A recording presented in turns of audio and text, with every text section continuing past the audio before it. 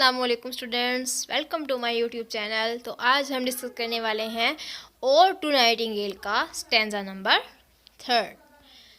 Stanza number 3 जो है वो डिस्कस करने से पहले मैंने आपको बताना है कि स्टैंजा नंबर 2 में हमने क्या डिस्कस किया था। उसमें हमने डिस्कस किया था कि कीट्स जो है वो डिज़ायर करता है कि मुझे जो है वो मुँह भर कर वाइन मिल जाए, या जो ऐसी वाइन जो कि ज़मीन के अंदर काफ़ी अरसे से जो है उसको ठंडा किया गया हो, बनाया गया हो, और उसके बनाने वालों ने खुशी से जो है वो गीत गाए हुए हो, उसके अंदर जायका हो, फ्लोरा का मीन्स टेस्ट हो, और सब्ज़े का भी टेस्ट हो। और मैं उसका एक ऐसा बीकर पीना चाहता हूँ।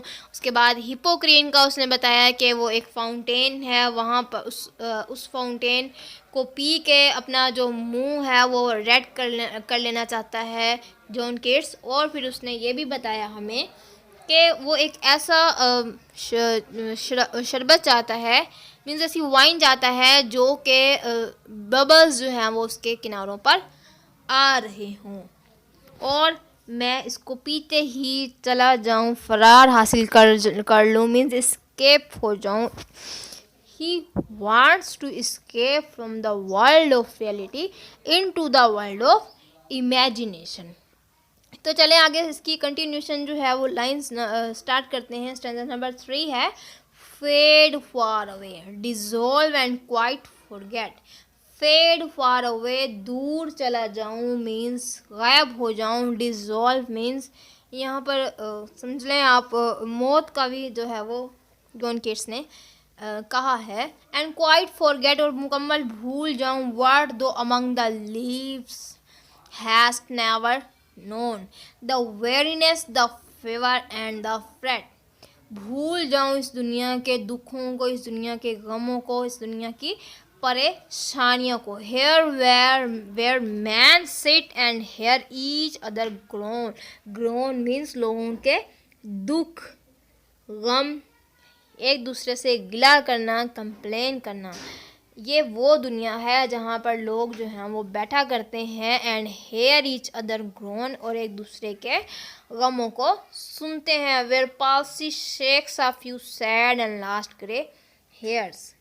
वेयर पालसी, जहाँ पर पैरालिसिस जो है वो कुछ लोगों को मार देता है या सैड छोड़ देता है, या फिर लास्ट ग्रे हेयर्स मीन्स उनकी उम्रें जो हैं वो, उनके बाल जो हैं वो वाइट हो जाते हैं। वेयर यूथ ग्रोस पेल, जहाँ पर नौजवानों के रंग जो हैं वो पेल हो जाते हैं। ये रियलिटी की बात कर रहा है John केट्स।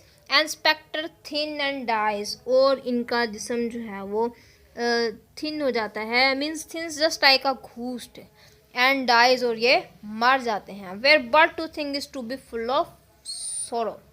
Where but to be thing is to be full of sorrow, means the world is a place where nothing can be done. The people sit here and hear the sorrows of one another. In this world, palsy runs the world of a few people, causing them pain and grows them very old, turning their hair grey. In this cruel world, the youth grows pale and they become as thin as a ghost and die. I have seen the death of my brother and have experienced the pain of myself. And leaden I despair, और छोड़ जाता है हमारी आंखों को मायूस। Where beauty cannot keep her lustrous eyes, और new love pine at them beyond tomorrow, means the beauty in this world is short live.